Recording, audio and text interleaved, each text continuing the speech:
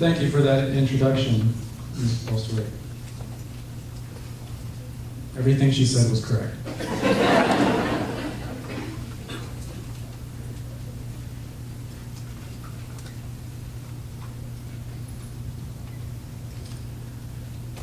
Good evening, Mrs. Keem, teachers, parents, and especially NJHS inductees. Every year, 7th graders ask me to recommend them for NJHS. Before signing the application, I ask for just one thing. Give me an example in your life where you have displayed honor. I usually get unsure, confused, even panicked looks, and then I tell them they can go think about it for a while and tell me later. Just in case you are still unsure or confused, I have a few ideas that may help you define honor. Before I get to those ideas, I have just 2 questions for you. Keep the answers to yourself for the moment. Number 1, what is the most important thing that you do each day? Number 2, who is the most important person you talk to each day? Think of an answer now, but feel free to change it whenever something pops into your head. I will come back to these questions later. Every year, at least one student in class asks me, when are we going to use this in life? By this, they mean the current lesson. And by life, they usually mean their job. It's the utilitarian view of education to think that in order for learning to be of any use, it should help you be successful at your future occupation. If it doesn't, it's not really worth studying. That may not be the right way to decide what is worth studying. If what you learn does happen to translate to a higher salary or a more advanced degree, then great. But learning is so much more than an aid to a stronger resume. And to illustrate what I mean, I'm going to give you a story of 3 ladies. When I attended my aunt's funeral last year, her 3 daughters all said a few touching words about their mother. Each daughter had crafted an eloquent masterpiece, poetically describing how much their mother meant to them. Only one of these daughters is a writer by profession. The other 2 were business majors. These 2 don't write lengthy, thoughtful essays every day. They just type short emails and probably text a lot, like we all do. So where did that beautiful writing come from? I suspect that along with some natural talent and a whole lot of love for their mother, these 3 women benefited from some quality education in writing and speaking. However they felt about their English class, I'm sure they didn't think, I better pay attention. I might need to use this 40 years in the future when I give a beautiful eulogy for my mother. No. But they did use it to do exactly that. Their training in writing and public speaking helped prepare them to give a proper farewell to someone they loved. We, as the listeners, all benefited, and their mother benefited. Now would you say that their English education helped them in life? I guess it depends on your definition of life. Perhaps formal education is more than just a training ground for a job. Perhaps it's there to help you search out your feelings and express what you think or feel about somebody. Now you could argue that math skills don't really have the same type of application that I just described. This was actually my line of thinking when I started teaching. I used to think that the general population only needed Algebra 1, at the most, to get by in daily life.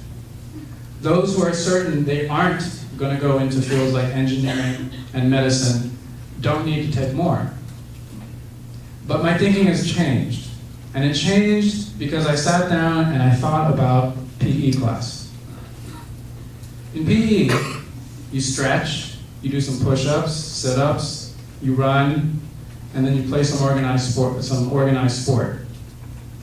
Why do we do these things? Is your job going to require you to perform push-ups, run a mile, or kick a ball? Not likely, unless you're in the military or you're a professional athlete. Again, we have to move away from this utilitarian view of education to find the purpose of it. What is the PE curriculum really there for? The PE curriculum is there to keep you fit. If you follow it, your muscles won't atrophy. Your heart will be stronger. If you have to sprint from A to B, you will get there in time. If you have to carry some furniture into your new apartment, you will be able to. If you have to dodge and box a rabid kangaroo, you will be able to. It's about keeping your body prepared for anything that requires speed, strength, or agility.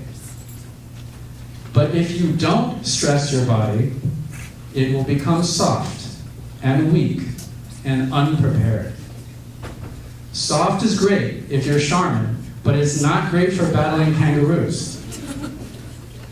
So is PE there to help you get a job? Not really. Is it there for your general well-being? Most definitely. Now, can we think of math in this way? Of course, because your brain is like a muscle. And like a muscle, it needs to be subject to stress to get bigger, stronger, and quicker.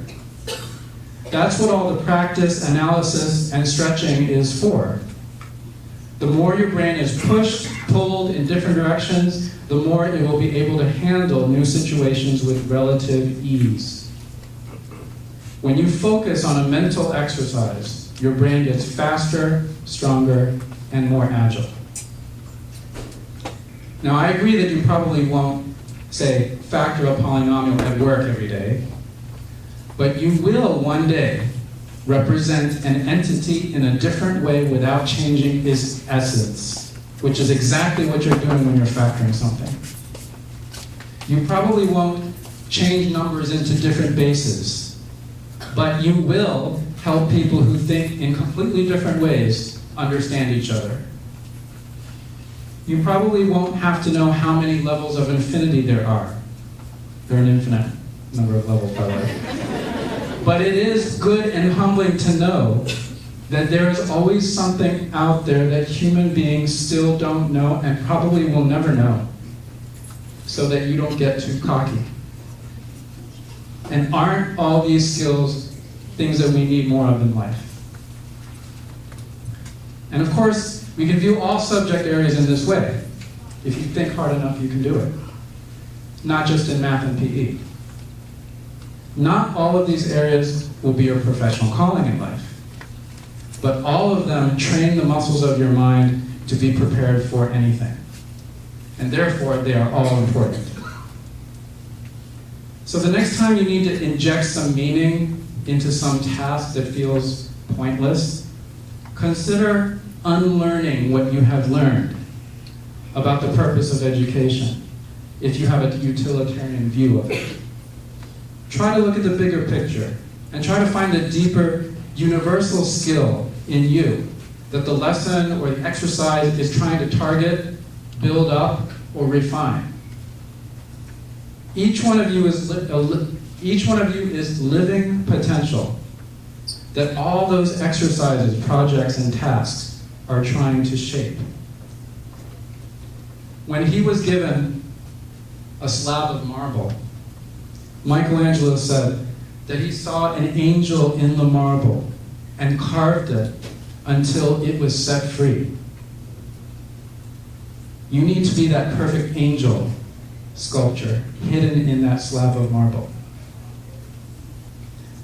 But even if you can't identify that deeper skill or big picture, it's okay. At least trust that there is always something in you that the chisel of education is gradually sharpening and polishing, even if you can't identify it at the moment. Life is so intricate and unpredictable. You have no way of knowing how what you learn in school or at home or just walking down the street in the mean streets of McLean will impact your life. You have no way of knowing what bit of knowledge or what hidden skill taught long ago will be summoned in a future situation. So treat every area of learning with equal respect. I know that's not easy. We have our own preferences, so it's a challenge to like every single subject equally. But every subject still deserves your respect, and a true scholar loves learning for its own sake. So, do you remember the 2 questions I asked earlier? I'll remind you. Number 1, what is the most important thing you do each day? You may have answered eating, because we need to eat to live. You might have answered bathing, because we need to not stink so that people will be willing to be around us. Perhaps you thought reading or exercising was the most important thing. Those of you who are members of a particular religious faith may have thought prayer is the most important thing we do each day. In my opinion, none of those answers are the best answer. Number 2, who is the most important person you talk to each day? You may have answered your parents, your favorite teacher, your best friend, or your best imaginary friend, because they are who you are closest to. Again, in my opinion, none of those answers are the best answer.